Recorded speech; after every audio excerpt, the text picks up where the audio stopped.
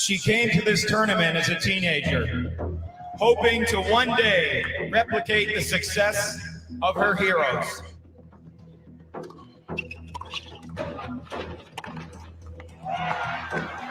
She's firing. The shot of the match. Oh, well, that was dominant. Her incredible never say die attitude has seen her battle through injury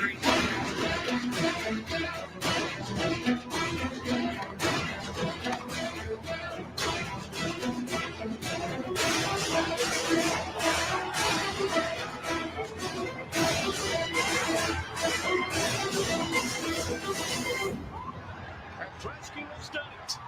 Just the fifth Canadian lady to advance to the quarterfinals of the Rogers Cup since 1979.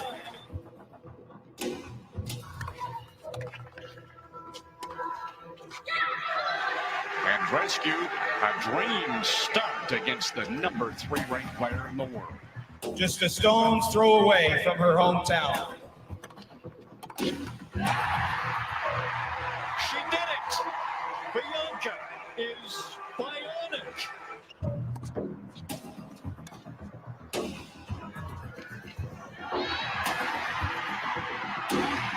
First break of the match goes to Bianca Andreescu.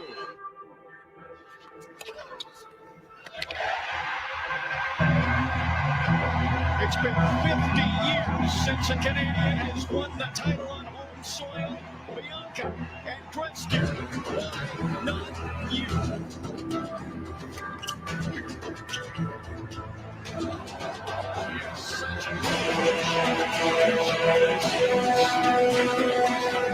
Please welcome to receive her check, Lucy Blanchet, your 2019 Rogers Cup presented by National Bank champion, Bianca Andreescu.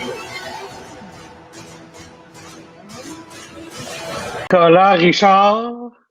Quelle semaine, quelle victoire, quelle révélation qu'est devenue cette Bianca Andreescu. Ces images sont un pur délice. Quel montage, pareil, hein? C'est à s'y méprendre. Mais pas de farce, lorsqu'on repense à cette semaine absolument incroyable de Bianca Andreescu, c'est sensationnel qu'on ait eu la chance de vivre ça ici chez nous. Mais bon, pour ceux qui suivent le tennis de plus près, on savait que Bianca Andreescu allait devenir une immense joueuse, une grande star, mais pour le commun des mortels qui ont découvert Bianca Andreescu cette semaine-là, elle est devenue une icône et cette semaine restera gravée à jamais dans la mémoire des amateurs de tennis canadiens. Ouais, c'est vraiment une performance incroyable. Puis, écoute, moi, je vais être franc avec toi, c'est moi qui l'ai monté, cette vidéo-là. Je t'ai offert la possibilité de faire comme oui, quel montage. Et là, c'était vraiment plus pour me flatter moi-même.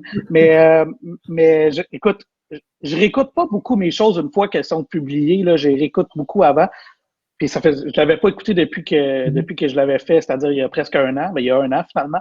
Puis j'avais des frissons en l'écoutant, tu sais, ça te donne une idée. Puis je l'ai vu plus que tout le monde, puis j'avais encore les frissons. Quelle performance de Bianca Andreescu. Et la raison pour laquelle on monte ça, c'est parce qu'aujourd'hui, on fait un épisode spécial, Nicolas Richard. Aujourd'hui, c'est dimanche. Ça aurait été la finale de la Coupe Rogers. Et on s'est dit, on va faire un épisode spécial en cette année sans Coupe Rogers. On fait un top 5 de nos meilleurs moments à Coupe Rogers, ceux qu'on a choisis. On ne s'est pas parlé avant, donc moi, je ne sais pas quel top 5 tu as. Tu ne sais pas quel top 5 j'ai. Fait que pour le savoir, il faut rester. Nicolas, tu es prêt pour ça? Absolument.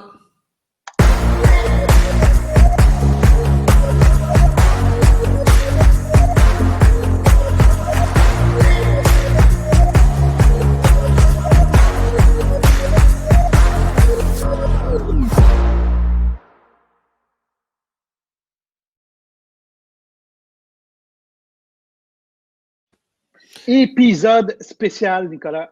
Épisode spécial sur la Coupe Rogers. Qu'est-ce que tu allais dire?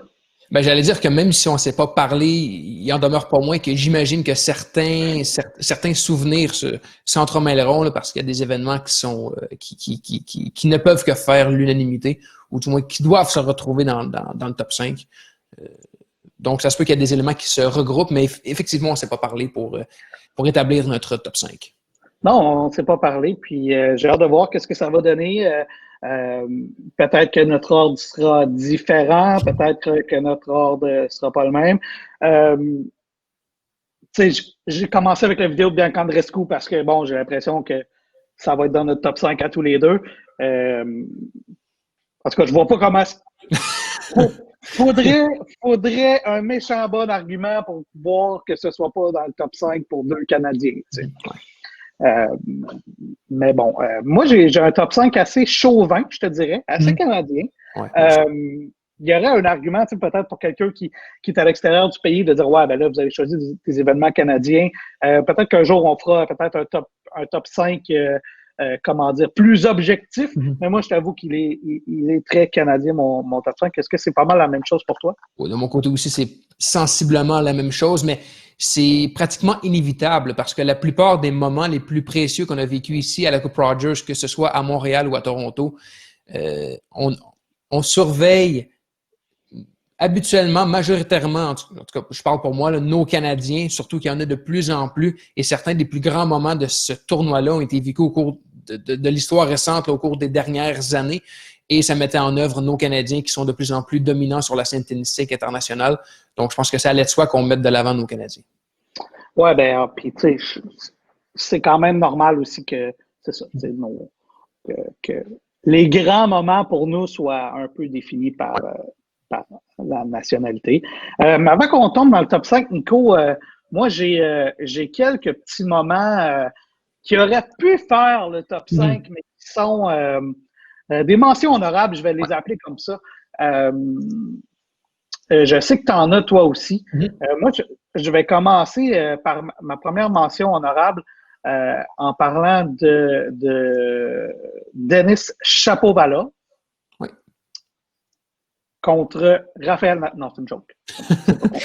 Ce n'est pas contre Raphaël Nadal, mais c'est plutôt contre Nick Kyrgios à la Coupe Rogers. Et ça, il était plus jeune. C'est l'année... c'est à Toronto. Et c'est intéressant parce que, Shapovalov, à ce moment-là, il n'était pas dans le top 20 mondial, il n'était même pas proche, et il jouait encore des tournois de type Challenger. Et je me souviens même, après sa victoire à la Coupe Rogers contre Nick Kyrgios, il jouait le Challenger de Granby après ça, puis tous les yeux étaient rivés vers lui. Alors, un grand moment de la Coupe Rogers pour moi, Shapovalov qui bat à un très jeune âge Nick Kyrgios, mais qui ne fait pas la cote dans le top 5, une mention honorable pour moi. Toi, en avais-tu est-ce que tu lances toutes les tiennes puis je lance toutes les miennes ou il va chacun son tour? On peut y aller chacun notre tour, pourquoi pas? Je vais d'un moment assez niché. C'est-à-dire que ça aura de grandes conséquences sur la suite des choses, mais rappelle-toi, en 2017, à l'édition montréalaise de la Coupe Rogers, c'est un certain Alex Zverev qui l'a emporté contre le grand maître du tennis Roger Federer. Et ça avait été une victoire assez facile, là, on s'en rappelle, parce que Federer avait eu des problèmes de dos là, environ au milieu de match. Donc, ça a été assez simple pour Zverev de mettre la main sur la Coupe Rogers. Mais rappelle-toi que dans un match de deuxième tour contre le Français Richard Gasquet, Shapovalov faisait face à une balle de match. Et j'ai le pointage là, sous les yeux à l'instant. Donc, Zverev avait remporté la première manche 6-3, Gasquet à la deuxième 6-4, et c'était 6-5. On était donc en bris d'égalité, balle de match contre Zverev. Et c'était un échange de 51 coups. Zverev a eu beaucoup de cran, a été formidable pendant cet échange. Il a finalement remporté le match et plus tard la Coupe Rogers. Mais c'est donc dire que tout s'est joué, ce tournoi-là de l'édition 2017, à cet échange-là. Je me rappelle de ce moment-là, de cet échange-là contre Richard Gasquet. J'étais dans mon salon et j'étais convaincu parce que tu sais, le tennis, c'est un jeu, c'est un sport de momentum. Et là, quand tu es acculé au pied du mur comme ça, Zverev, vraiment, il a été sensationnel tout au long de cet échange. Il a même dominé cet échange. Et c'est à ce moment-là que vraiment le tournoi s'est joué parce que s'il n'avait pas été aussi extraordinaire pendant cet échange-là, ben sûrement qu'on aurait eu... En fait, on aurait eu un autre gagnant pour l'édition 2017. Ben ouais, là, ça on ne saura jamais. Là, Non, mais s'il perdait le point, il perdait le match. Donc. Non, mais ce que je veux dire, c'est que oui, oui, dans ce sens-là, ouais. Qui n'est pas nécessairement que Shapovalov aurait gagné. Ouais, non, t'as 100% raison. Ouais, t'as 100% raison. Allez voir cet échange-là sur YouTube, c'est grandiose. Moi, mon autre mention honorable, c'est les sœurs Williams qui s'affrontaient en 2014 à Montréal. Venus, elle avait connu tout un tournoi cette année-là. C'était pas une année facile pour Venus, si je me souviens bien, cette année-là. Puis elle avait vraiment bien fait à la Coupe Rogers. Et puis elle avait même joué le tournoi de Québec après, tellement elle avait eu du plaisir ici à Montréal. Les sœurs Williams qui s'affrontent, ben, c'est toujours gros parce qu'on parle de deux femmes qui sont plus grandes que nature, qui sont plus ni moins que deux légendes dans leur sport.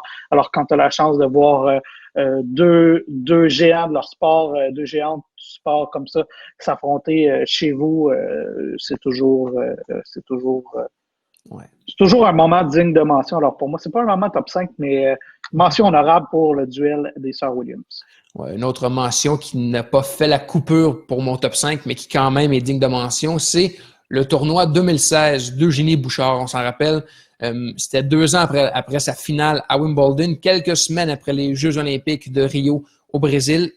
Pendant cette semaine, elle avait été extraordinaire, inspirante. Elle a été éliminée malheureusement au 3e tour, mais on se disait, la revoilà. On revoyait la Eugénie d'il y avait 2 ans. C'était excitant de revoir jouer Eugénie pour ce tournoi.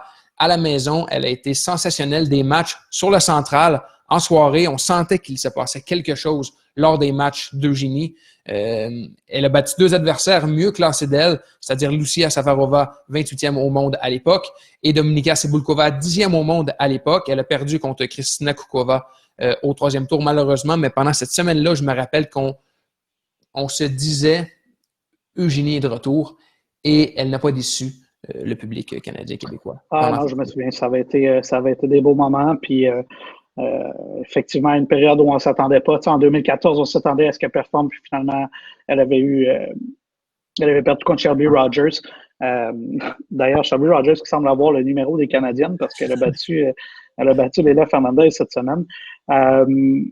Mais non, c'est certainement un moment qui, moi, il ne fait pas la cote dans les mentions honorables parce que, bon, un 3e tour, c'est quand même oui, c'est intéressant, mais moi, je l'ai regardé sans le mettre dans mes mentions honorables. Moi, je voulais mettre aussi. Connais-tu ouais, qu'est-ce que tu allais dire avant que. Non, mais j'allais dire évidemment qu'un 3e tour, à prime abord, c'est pas quelque chose qui est marquant, mais c'est simplement le fait que cette semaine avait été tellement excitante en raison des succès d'Eugénie que ça a été comme une espèce de bulle pendant presque une semaine là, de se dire, OK, vraiment, il se passe quelque chose, puis peut-être que c'est le grand retour d'Eugénie. C'était principalement pour ça et non pas en raison du 3e tour, parce que ça demeure quand même... c'est pas un grand résultat là, qui marquera les archives, là, mais quand même. Non, mais c'est un bon résultat. Je veux dire, attendre un 3e tour d'un tournoi de type Premier ou Master chez les hommes, c'est quand même pas banal. Je veux dire, c'est pas une chose qui est facile à réaliser. Là. Mais c'était plus pour l'engouement que je l'ai mis dans mes mentions honorables. Oui, mais tu as totalement raison parce qu'il y a eu une espèce de vague qui s'est créée pendant le tournoi grâce aux performances d'Eugénie. Surtout à un moment où... On y croyait plus. Mais pas qu'on y croyait plus, mais il y a beaucoup de gens qui avaient plus d'espoir envers Eugénie. Là. Puis j'aurais été curieux de voir qu'est-ce qu'elle aurait fait à la Coupe Rogers cette année avec les résultats qu'elle a présentement. Honnêtement, là, peut-être qu'on aurait eu droit à sa meilleure performance en Coupe Rogers à sa carrière. Moi, Nico, mon dernier moment de mention honorable, c'est la victoire de Michael Pernfors. Connais-tu Michael Pernfors? Tu sors des boulamites, une archive qui m'échappe malheureusement. C'est un Suédois qui a eu une carrière correcte, là, sans plus. Il a déjà atteint la finale de Roland-Garros en 86. Mais rien d'incroyable comme carrière. Peut-être que le highlight de sa carrière, c'est d'avoir gagné l'Omnium canadien en 1993. Il était pas tête de série, il était sorti complètement nulle part. Alors, c'est peut-être une des victoires les plus surprenantes de l'histoire de la Coupe Rogers. C'était à l'époque où il y avait les Lendl, les Jim Courier, tout ça. Alors, malheureusement, ces gars-là, malheureusement pour eux autres, ils n'avaient pas eu une bonne performance. Sampras non plus. Boris Becker et on avait un gars comme Suédois, Pernfors, qui avait gagné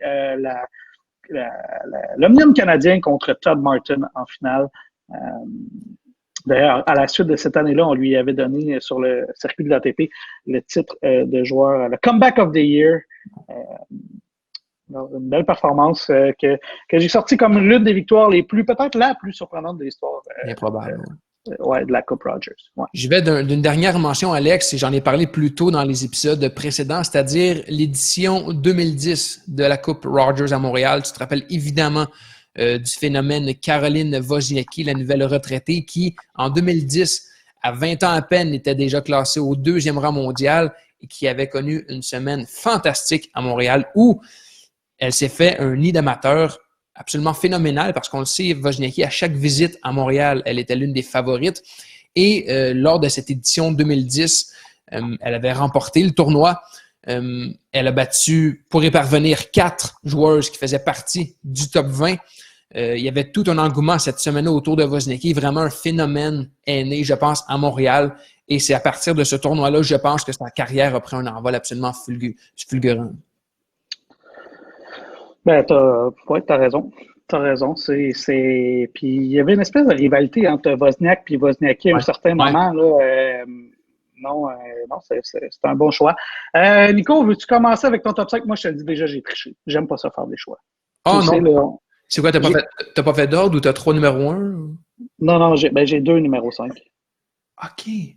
J'ai complètement triché. Parce que je voulais pas mettre ces performances-là dans les mentions honorables en disant c'était bien. J'ai refusé de faire des choix. Fait que, en réalité, j'ai un top 4 puis 2 top 5. Ben, vas-y donc ton premier top 5 pour le plaisir. C'est de la triche. Hein? On fait un top 5. Tricher, tu vas tricher jusqu'au bout. Hein? On ne fait pas un top 5 qui est un vrai top 5. OK. Tu parlais d'Alexandra Wozniak. Moi, en 5e position, point 1. Ouais. J'ai pris la performance d'Alexandra Wozniak en 2012. Ouais. Elle était 55e au monde. Elle avait reçu un wildcard pour ce tournoi-là. Elle avait battu Daniela Antukova. Elle avait battu Jelena Jankovic, Christina McHale. Jelena Jankovic, c'est quand même une championne de Grand Chelem. Christina McHale, à l'époque, c'était une Américaine qu'on voyait comme un bel espoir sur le circuit de la WTA. C'est pas développé comme on le pensait, mais il reste que c'était quand même, c'était pas un match facile. Daniela Antukova non plus. Une belle performance à l'atteinte des quarts de finale. C'est peut-être une des plus belles performances d'Alexandra Wozniak en carrière, là, peut-être mis à part son titre à Stanford. Mais pour moi, c'est en 5e position une des belles performances de l'histoire de la Coupe Rogers. Avec raison. Pour Alexandra Wozniak. Elle avait perdu finalement contre Wozniacki, justement, ce match-là en quart de finale. Mais au numéro 5.1 dans mon cas, parce que tu sais, j'aime pas ça faire des choix, ça m'angoisse. Alors j'ai 2 top 5. J'ai de ma 5e, ouais. Toi, t'en as juste un. Toi, t'as fait des choses comme du monde. Je suis dans les règles. Okay. Ma 5e position, ça va paraître peut-être incongru pour certaines personnes, mais pour moi, je précise d'abord et avant tout que pour moi et pour toi aussi, je pense, le sport, au-delà des résultats et des chiffres et des victoires et des défaites, c'est des souvenirs, c'est une mémoire, ce sont des moments.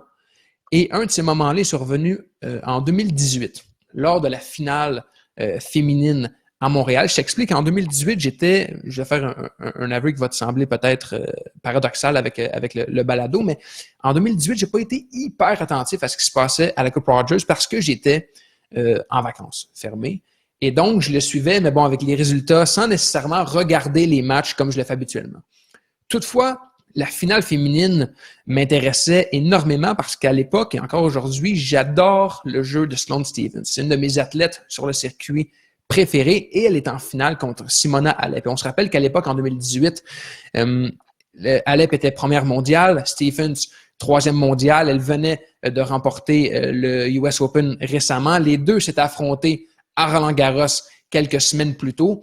Et cette finale-là fait partie des meilleurs moments de la Coupe Rogers et c'est difficile de dire le contraire. Un match qui a duré 3 heures, un match de haute intensité. Et si je me souviens bien, les deux portaient le même uniforme parce que les deux sont commandités par Nike. Donc ça, c'est un peu étrange, là. Mais ce match-là, je me rappelle que je m'étais arrêté pendant les vacances pour regarder ce match parce que je le savais que c'était...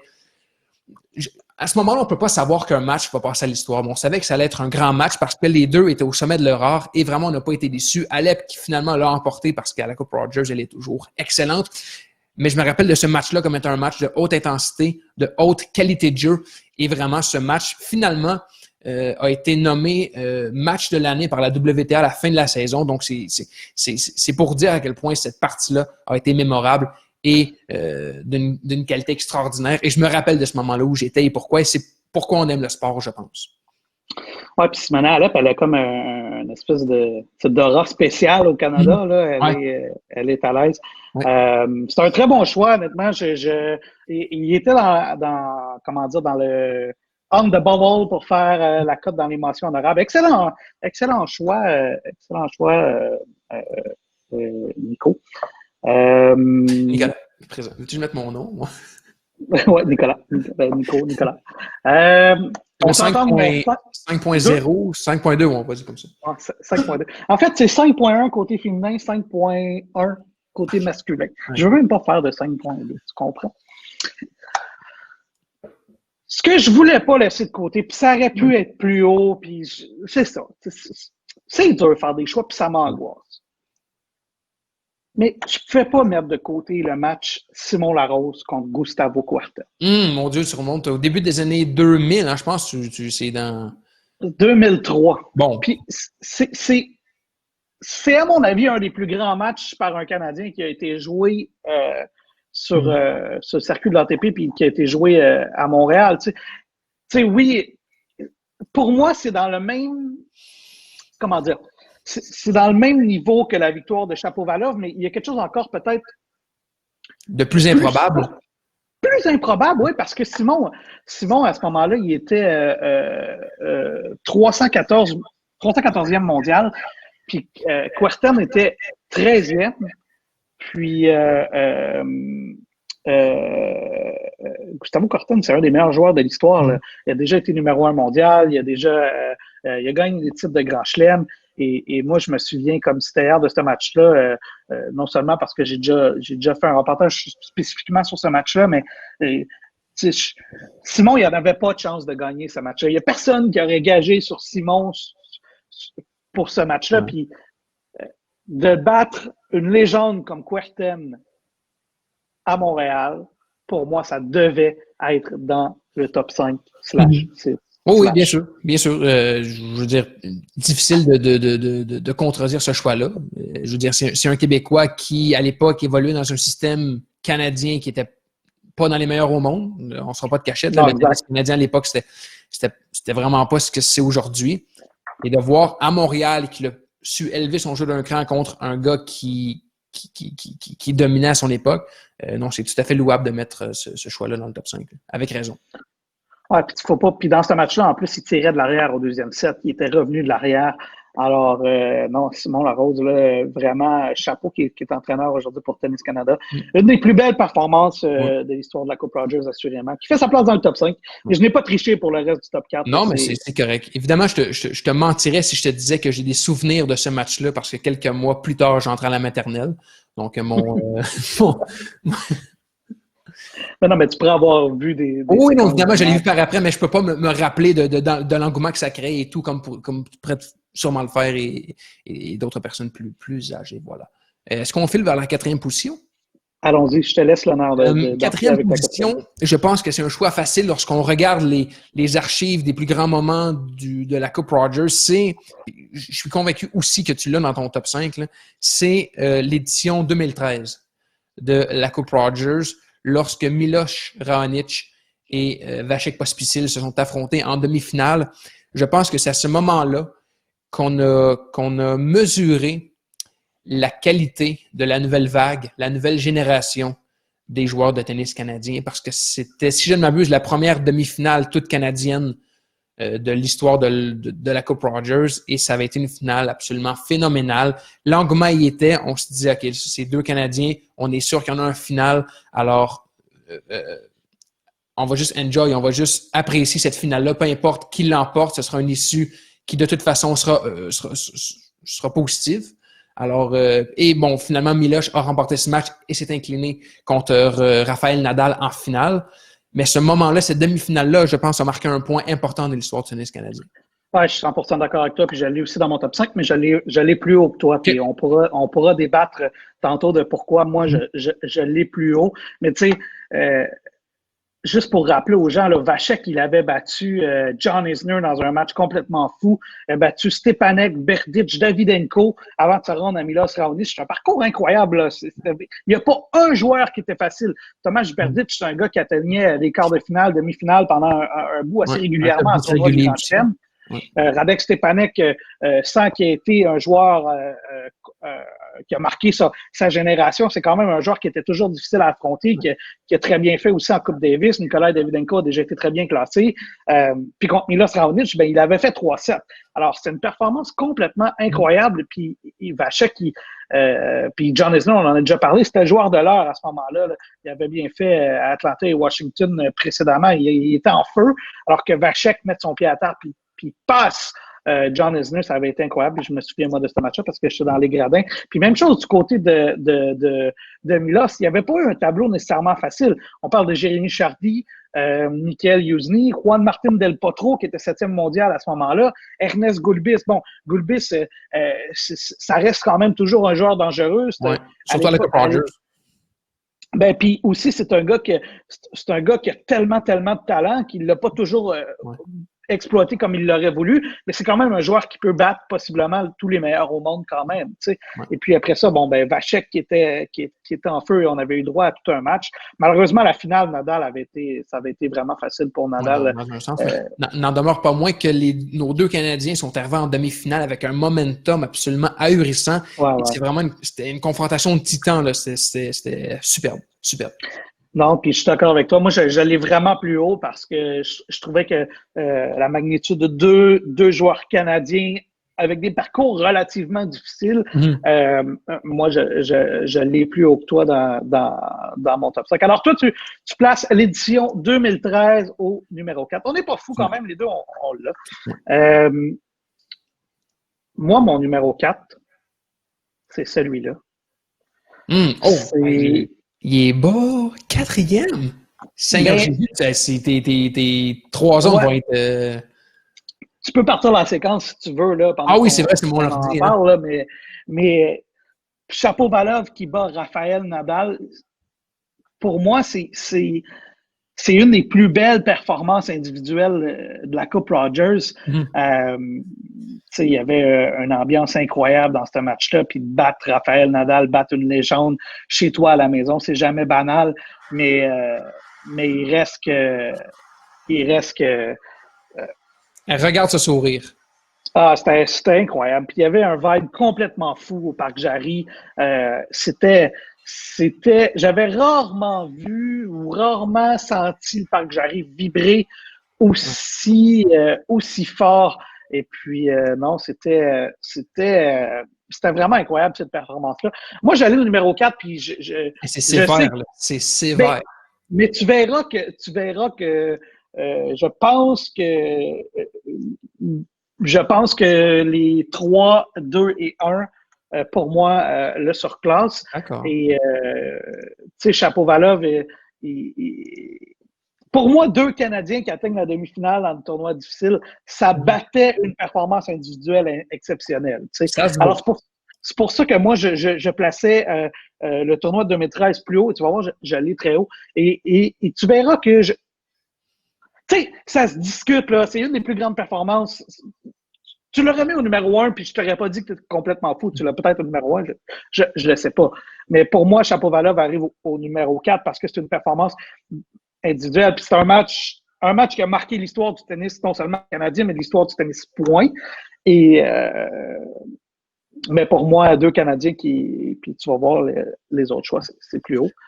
Ben, je parlerai pas trop vite parce que je pense que ma 3e position peut aussi être contestée dans la mesure où c'est peut-être un peu sévère. En 3e place, j'ai mis la victoire de Bianca. Oui, ouais. C'est sévère. Tu vois, pour moi, c'est très sévère. Mais j'ai hâte de voir qu'est-ce que tu vas apporter. Évidemment, je pense que c'est l'édition de l'année dernière était sans doute la plus grande de l'histoire de la Coupe Rogers. Pour moi, il y a nul doute là-dessus. C'était à Toronto. chez Bianca. On sait aussi qu'à Toronto, il y a une grande communauté roumaine. Donc, Bianca, avec ses origines roumaines aussi, était fort appréciée dans la capitale ontarienne. Toutefois, c'est pas sans égal aux deux que j'ai placés plus haut dans mon classement, mais il n'en demeure pas moins que c'est extraordinaire cette semaine-là. On en a parlé aussi au début de la balado lorsque tu as mis les images, on les voit encore, là, cette finale contre Serena Williams. Mais je pense qu'elle aurait été, ce match-là aurait été plus haut dans mon classement s'il avait été complété. Ça n'enlève rien à la victoire de Bianca parce qu'elle a quand même battu la plus grande joueuse de l'histoire du tennis moderne. Mais je pense qu'il y a quelque chose qu'on pourra toujours se dire, mais que serait-il arrivé si elle avait pu compléter le match? Tu sais, cette semaine-là avait été folle et je pensais que Bianca allait l'emporter. Bon, si j'avais eu à gager, j'aurais sûrement gagé pour Bianca parce qu'elle avait un momentum d'enfer. Cette semaine-là avait été absolument phénoménale pour elle et il n'y a rien qui pouvait l'arrêter. On l'a vu dans cette semaine-là, c'est une battante. Mais je pense que c'est pas ce match-là qui a défini autant la Bianca, le futur de Bianca que sa victoire peut-être au US Open parce qu'elle avait remporté à Indian Wells. Cette victoire-là, évidemment, c'est pas rien. Elle a quand même remporté à la maison, puis c'est la première Canadienne qui remporte le tournoi. Mais il y a deux moments qui pour moi, sont plus marquants. J'enlève rien à ce moment-là, mais je pense qu'elle a eu, Bianca, des moments qui ont peut-être plus défini l'avenir de sa carrière. Ouais, mais le top 5, c'est l'histoire, tu sais, les moments de la Coupe Rogers. Oui, évidemment, mais c'est troisième. Je veux dire, c'est pas rien non plus, là, c'est en troisième position. Non, je suis d'accord. Les deux moments que j'ai sont pour moi peut-être plus marquants. Parce que, comme je te dis, j'aurais aimé qu'on puisse assister à cette finale, mais en entier, tu sais. Et on ne saura jamais ce qui serait arrivé. Ouais, pour moi, ça n'a pas d'importance que la finale qu'elle n'ait pas été un bon match. Je pense que l'importance du succès, l'importance de ce qui a été accompli surpasse tout ce qui peut. En tout cas, oui, évidemment, mais t'imagines si elle avait battu Williams dans un match complet chez elle, ça aurait été là. Ah, mais tu sais comme, OK, on peut penser qu'elle l'aurait battu. Elle l'a battu 2-3 semaines plus tard à New York. Dans mon esprit, elle l'emportait de toute façon, mais j'aurais aimé assister à ce moment-là où point de match, point de tournoi contre la grande Williams et finalement elle remportait, ça aurait été la foule. Juste d'en parler, juste l'imaginer, c'est surréel. En tout cas, la façon dont j'en parle, tu constates que moi, il est plus haut que toi dans mon. Ça, je l'avais deviné. Mon ranking, non, pour moi, c'est vraiment spécial ce qui s'est passé avec Bianca. Moi, au numéro 3, j'ai une performance que je pense que j'aurais même pu mettre numéro 2. Je me suis chicané avec moi-même. Mais pour moi, c'est Sébastien Larreau et Daniel Nestor qui gagnent la Coupe Rogers en double. Okay, c'est jamais banal des Canadiens qui gagnent à la maison. Sébastien Larreau et Daniel Nestor, ça a été un duo qui est incroyable. Ils sont allés gagner la médaille d'or olympique après. Mais je voulais souligner cette performance-là parce que le double a cette espèce comment dire, manque pas de crédibilité, mais il y a comme un déficit de crédibilité, comme si le double était beaucoup moins important, alors que c'est complètement spectaculaire. Puis je trouve qu'on l'oublie souvent. Alors moi, au numéro 3, je voulais mettre la performance de Sébastien Larreau puis de Daniel Nestor qui ont gagné chez eux à la maison. Ça reste toujours spécial. C'était la première fois que quelqu'un gagnait depuis 1968 au Canada, qu'un duo canadien gagnait. Alors, pour moi, c'est numéro 3 en termes d'importance. Puis ça aurait pu être au numéro 2 quant à moi. Et tu parles de Daniel Nestor, c'est sûrement l'un des athlètes canadiens les plus sous-estimés parce qu'il ne faut pas oublier que Nestor, c'est un grand champion. En double, il était une menace tout au long de sa carrière. Tous les joueurs de double le craignaient. Il était présent quand ça comptait. Dans les tournois majeurs, il était sensationnel. C'est un chic type en plus. Je ne le connais pas personnellement, mais il m'a l'air d'être un type franchement très sympathique. Et malheureusement, puisqu'il joue en double, tu le dis, c'est toujours moins considéré, mais il ne faut jamais oublier que Daniel Nestor a marqué à sa manière le tennis canadien. Ben, il a marqué le tennis non seulement canadien, mais mondial. On parle d'un des plus grands. On parle d'un des plus grands joueurs de l'histoire du tennis en double. Peut-être le tour. Plaçons-le 3e plus grand joueur de l'histoire en double, derrière les frères Bryant. Ouais. C'est tout. Et pour moi, pour cette raison-là, Daniel Nestor a sa place parmi les plus grands de l'histoire du tennis. Point final. Moi, je le place avec les Federer, avec les Djokovic, avec les Nadal, pas pour ses performances en simple, mais pour ses performances dans le tennis comme tel. Comme je dis, il y a comme un déficit de crédibilité pour le double. Puis éventuellement, on aura Marie-Ève Pelletier au podcast, on en parlera. Mais c'est sensationnel ce qu'il a fait. Et gagner la Coupe Rogers, ben, c'est toujours spécial. Et je trouvais que la performance de Larraud et Nestor, deux Canadiens ensemble qui remportaient le tournoi canadien, ben, c'était digne de mention. Et pour moi, je le place, cette performance-là, au numéro 3. Et il y aurait moyen de l'avoir un peu plus haut.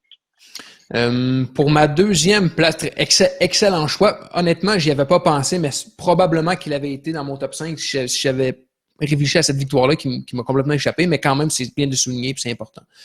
Ma deuxième position, moi, c'est le fameux duel Shapovalov-Nadal.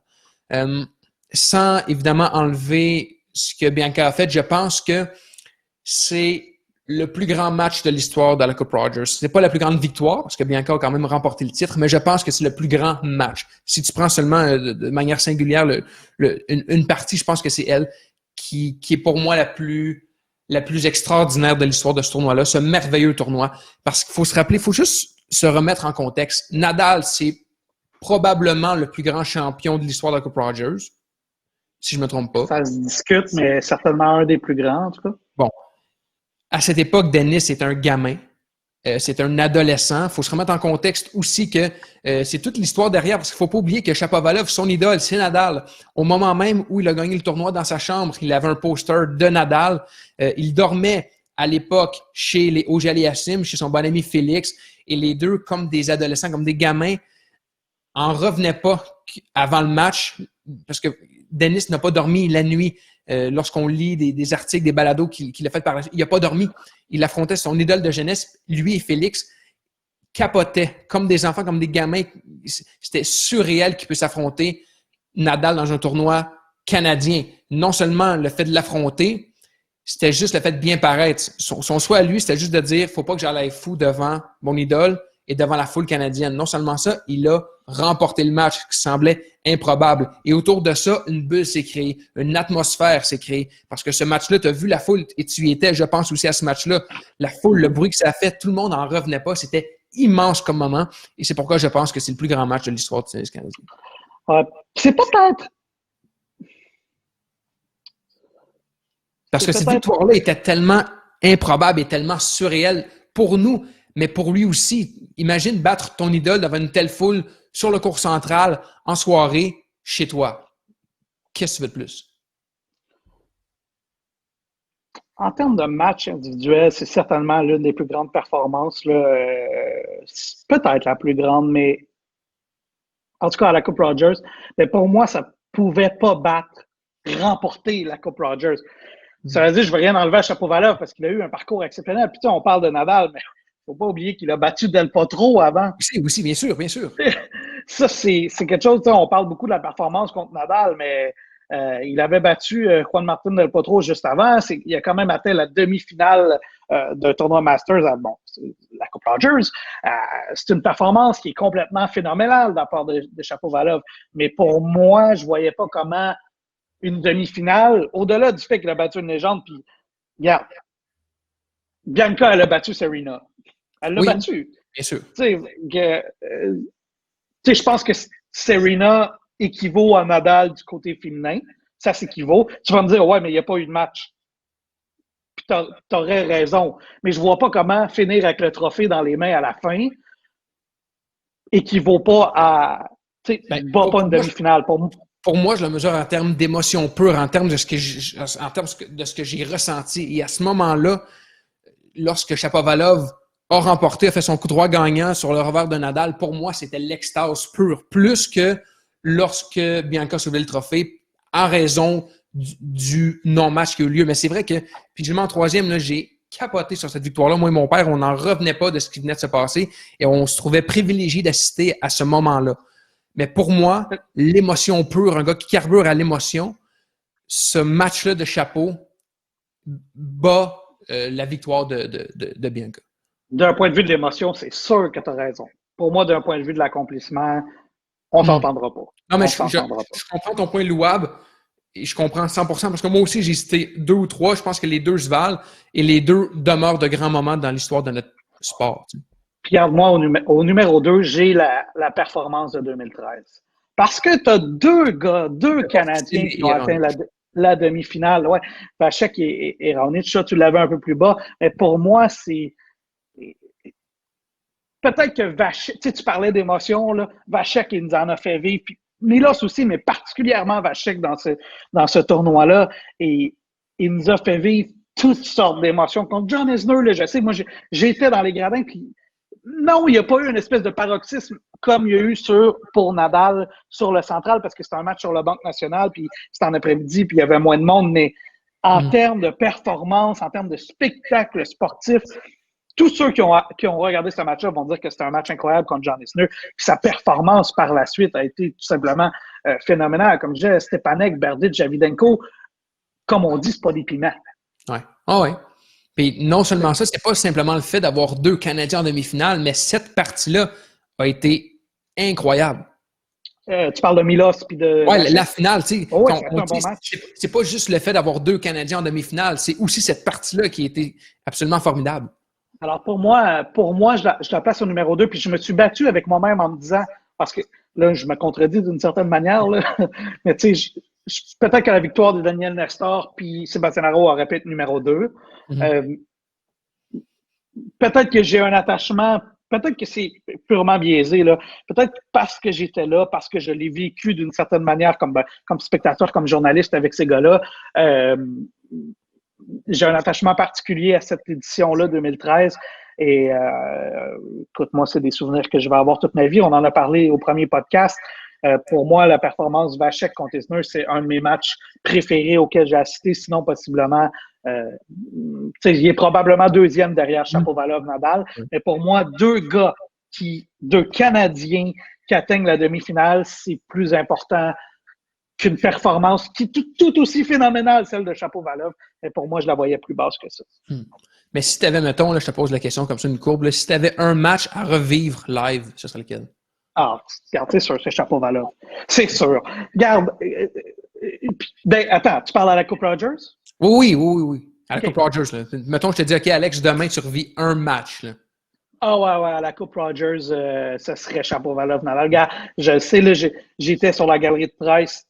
Puis déjà, à ce moment-là, on savait qu'il se passait quelque chose. Déjà, on savait qu'on assistait, peu importe l'issue du match. Écoute, je te dis, j'en ai une dizaine là, de Coupe Rogers, peut-être même plus de couverts comme journaliste ou en tout cas toutes sortes d'autres façons de l'avoir couvert là, dans le monde des médias. Mais disons comme journaliste pour faciliter la compréhension. Puis c'est le moment le plus buzzant que j'ai connu au Parc Jarry. Ouais. Regarde, puis je comprends que tu l'aies placé si haut parce que c'est non, mais quand même... C'est pas pour me donner raison, c'est juste parce que je veux savoir quel match tu revivrais. Mais c'est sûr, c'était complètement malade. C'était complètement malade au Parc Jarry. Il y a des matchs en séries éliminatoires du Canadien qui accotent pas ce qu'on a vécu là. Ouais. Oh, ouais, sans aucun doute. Puis, je me rappelle ce match-là, moi, à l'époque, j'étais entraîneur de soccer pour l'équipe à ma sœur, puis j'avais enregistré le match, parce que je voulais le voir, puis j'avais une partie. Mais je recevais tellement, en arrivant chez moi, je recevais tellement de notifications, d'appels, de textos de mes amis que je me suis branché immédiatement, puis j'étais arrivé au milieu de la 3e manche, là, tu sais, quand vraiment on était comme en plein, dans le paroxysme, puis j'ai aucunement regretté. Bon, j'ai écouté le match par après, parce que je voulais voir ce qui s'était passé avant, mais c'est toute cette bulle. Tout le monde, on vibrait sur la même longueur d'onde à un moment précis, puis c'est ce qu'on aime du sport. Ouais, non, mais ça.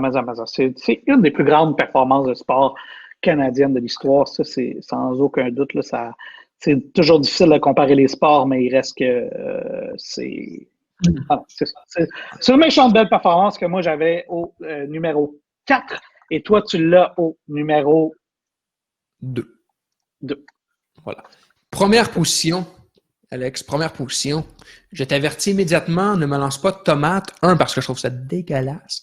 2, parce que ça va paraître anodin comme ça, mais et tu le sais, j'en ai parlé un petit peu plus tôt, c'est un match de premier tour entre Vasek Pospisil et Roger Federer. Je t'en parle pourquoi? Parce qu'au-delà du résultat et de l'affrontement, c'est tout ce qui rend la Coupe Rogers, à mon avis, extraordinaire, c'est-à-dire l'expérience. Parce que c'était en 2011, c'était ma première visite à ce qui s'appelait auparavant le stade Uniprix au Parc Jarry. J'y allais avec ma famille, mes parents, ma sœur, mon club de tennis. On avait acheté des billets, toute la gang. On était partis ensemble à Montréal et on assistait à la première partie professionnelle d'un futur bon joueur de tennis canadien, c'est-à-dire Pospisil, contre le plus grand de l'histoire, Federer, qui était mon idole. Donc, de le voir en vrai, pour moi, en partant, c'était surréel. Mais de voir qu'il affrontait un Pospisil, un jeune espoir canadien, ça nous excitait encore plus. Et au-delà de ça, comme je t'ai dit, ce que j'ai aimé, parce que le résultat, bon, Federer a gagné, ça a été une balade dans le parc pour lui, mais c'était l'ambiance et je me souviendrai toujours, et toi aussi, je pense qu'on se rappelle tous de notre première visite au stade. Superbe journée d'été au mois d'août, faisait près 25 degrés Celsius. C'était parfait. Gros soleil, tu amènes tes bouteilles d'eau, ta famille est là, tous tes amis sont là. Tu fais les activités sur place, tu essaies de voir ton service à quelle vitesse. Tu vas voir les cours de pratique. Tu rencontres plein de fans de tennis et c'était sur le cours central, probablement l'un des endroits sportifs les plus beaux à Montréal et au Canada. Je te dis, c'était une journée absolument parfaite. Et c'était cool en même temps parce que la foule, bon, évidemment, prend pour le plus grand joueur de l'histoire de tennis, qui est Federer, mais il y avait aussi un gros parti pris pour Pospisil, le Canadien. Donc, il y avait ce beau mélange d'animosité, de rivalité, mais en même temps d'excitation et d'admiration devant ce superbe match. Je te dis, cette journée-là, pour moi, c'est la plus marquante, du moins d'un point de vue personnel, dans l'histoire de la Coupe Rogers, pour tout ce que ça représente et pour tout ce que peut nous offrir une journée à la Coupe Rogers. Donc, toi, c'est un top 5 ou un top 1 purement émotif et oui, c'est 100% émotif. Là. Il y a aucune... j'ai été aucunement cérébral. Là. Seulement le cœur a parlé. Puis, comme je vous dis, pour moi, ce qui fait que la Coupe Rogers est spéciale, c'est pas aux affrontements auxquels on a droit, mais c'est à l'expérience qui est la Coupe Rogers. Et ça, pour moi, ça va au-delà de tout. Ben, écoute, je peux pas t'en vouloir. Je comprends que le match là, ne représente rien, là, à part que c'est bon, le premier match pro de Pospisil. Peut-être que lui s'en rappelle, mais outre lui et moi, probablement que le public montréalais et canadien ne s'en soucie très, très peu. Mais pour moi, c'est ton premier match pro? Non, premier match ATP? Pro, okay. pro au Canada. Première fois que je Canada. pro chez lui. Oh, ouais. OK. Mais, pour moi, c'est l'essence même de la Coupe Rogers. Cette journée-là que j'ai vécue, c'est une des plus belles journées sur le plan tennistique. Là, j'ai joué au tennis beaucoup, là, puis j'ai été à beaucoup d'endroits, puis j'en ai vu des games de tennis. Là.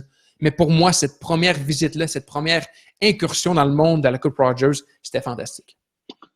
Ben écoute, la façon dont on t'en parle, je peux pas te reprocher de l'avoir mis numéro 1. Mais pour moi, en tout cas, je vois pas comment... Je comprends que c'est purement émotif, là. Purement personnel. Là, puis peut-être qu'éventuellement, on se fera un top 5. Ben là, on va connaître déjà ton numéro 1, mais un top 5 des matchs qu'on a assisté et qu'on a préféré. Moi, il y a peut-être des matchs qui pourraient te surprendre dans certains challengers ou petits tournois. Moi, au numéro 1, j'ai Bianca. C'est ça. Pour moi... Je ne savais pas nommer encore, fait que j'attendais à ce qu'il sorte numéro 1. Ben, tu sais... Une Canadienne qui remporte la Coupe Rogers, les Internationaux du Canada, je vois pas comment tu peux battre ça. Elle l'a fait contre Serena. Elle avait affronté aussi Eugénie dans ce tournoi-là. C'est une performance qui est tout simplement incroyable. Puis même si le match de finale n'a pas eu l'intensité, bon, avec les circonstances qu'on connaît d'une finale, le fait qu'elle ait battu Serena au US Open 3 semaines après, pour moi, donne toute la crédibilité à cette victoire-là parce qu'elle l'a battue chez elle dans un match où... Tu vas me dire que Serena était peut-être pas plus à 100% US Open, puis tu auras raison, mais elle a joué le match au complet, puis Bianca, elle l'a gagné. Puis pour moi, ça venait donner toute la crédibilité à cette victoire-là de la Coupe Rogers. Puis pour moi, c'est le plus grand moment de l'histoire de la Coupe Rogers. Il faut que ce soit ça, la victoire de Bianca Andreescu. Puis si un jour un Canadien gagne ou une autre Canadienne, on pourra peut-être déplacer le top 5 puis on verra en termes de performance. Peut-être que la finale sera la faiblesse de ce numéro 1-là. Mais mais pour moi, Bianca mérite le numéro 1 de ce palmarès qui est pas banal parce qu'il y a quand même des performances tout simplement phénoménales là-dedans. Et puis, dans mon cas, c'est bravo à Bianca Andreescu qui est tellement gentille en plus. Et t'en as parlé, c'est difficile évidemment à quantifier, mais à quel point cette victoire-là ou cette semaine-là a été bénéfique et a influencé sa victoire au US Open parce que c'est quelques semaines après. Puis, tu sais, comme je t'ai dit, c'est difficile à quantifier puis à calculer. Ça ne se calcule pas en fait, mais je me demande à quel point pour elle, cette victoire-là était assez importante. Puis c'est ce qui l'a drivé pour sa victoire au US Open parce que c'est sûr que ça en est pour quelque chose. Là. C'est évident. Parce que oui. Si elle n'avait pas remporté la Coupe Rogers, c'est de se demander est-ce qu'elle aurait été capable de remporter le US Open. Tu sais, je me dis, est-ce que ce momentum-là part de là? Je pense qu'on a le droit de se dire oui. Tu sais.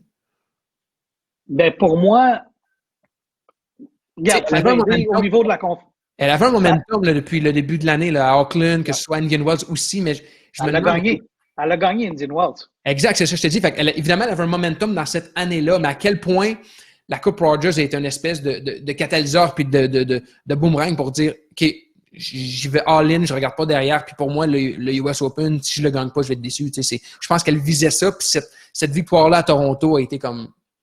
Ça a été un point marquant vers cette victoire immense. Là. Ah, regarde, pour moi, c'est le numéro 1. Nico, rappelle-nous ton top 5 avant qu'on ferme les lignes. Oui, rappelle-nous ton top 5. Mon top 5, 5e position. Finale 2018, Simone Halep contre Sloane Stephens. 4e position, demi-finale de 2013 entre Milos et Vachek. 3e position, la victoire de Bianca Andreescu l'an dernier. 2e position, Denis Shapovalov contre Rafael Nadal en finale. Le plus grand match de l'histoire du tennis de la Coupe Rogers. Et en première position, mon premier match à la Coupe Rogers entre Pospisil et Federer qui reflète à merveille ce que c'est de passer une journée au Stade Jarry. Tu seras probablement le seul au monde à mettre ça numéro 1 dans l'histoire de la Coupe Rogers. Dans mon cas, comme tu sais, j'aime pas ça faire des choix, ça m'angoisse. Alors, au numéro 5.1, j'avais la performance d'Alexandra Wozniak en 2012, les quarts de finale, à égalité avec la performance de Simon Larose contre Gustavo Kuerten. Une des plus belles performances de l'histoire de la Coupe Rogers, une des plus grandes surprises de l'histoire du tennis, point. Au numéro 4, Shapovalov qui bat Rafael Nadal. Oui, c'est une grande performance, on en a parlé, mais pour moi, j'ai des événements plus importants. Donc, au numéro 3, la victoire de Sébastien Larreau et Daniel Nastor en double. Numéro 2, la performance de Milos Raonic et de Vachek. Le tournoi de 2013, les deux hommes en demi-finale. Milos qui s'est incliné en finale contre Rafael Nadal. Et au numéro 1, pour moi, tout seigneur, tout honneur, Bianca Vanessa Andreescu. Il va du deuxième nom en plus. Intéressant. Eh oui. Et oui, pour moi, la plus grande performance de l'histoire de la Coupe Rogers. Et pour moi, c'est peut-être la deuxième plus grande performance de l'histoire du tennis canadien derrière sa victoire au US Open. Nico, on avait prévu faire une demi-heure. On a lamentablement échoué. On a fait presque 55 minutes. Mais qu'est-ce que tu veux quand on est passionné, quand on aime ça? Voilà. C'était notre top 5 épisode spécial Coupe Rogers. Ça a arrêté la finale aujourd'hui. On va être nostalgique. Prochain épisode de Sur la ligne, le podcast officiel de la Coupe Rogers présenté par Banque Nationale. On reçoit Braden Schnur. Ça va sortir en début de semaine prochaine sur les médias sociaux, YouTube, sur le site de la Coupe Rogers également. Nico, merci pour cette édition spéciale top 5 de nos moments préférés de la Coupe Rogers. Je te dis merci, puis on se reparle la semaine prochaine. Salutations. Bye-bye.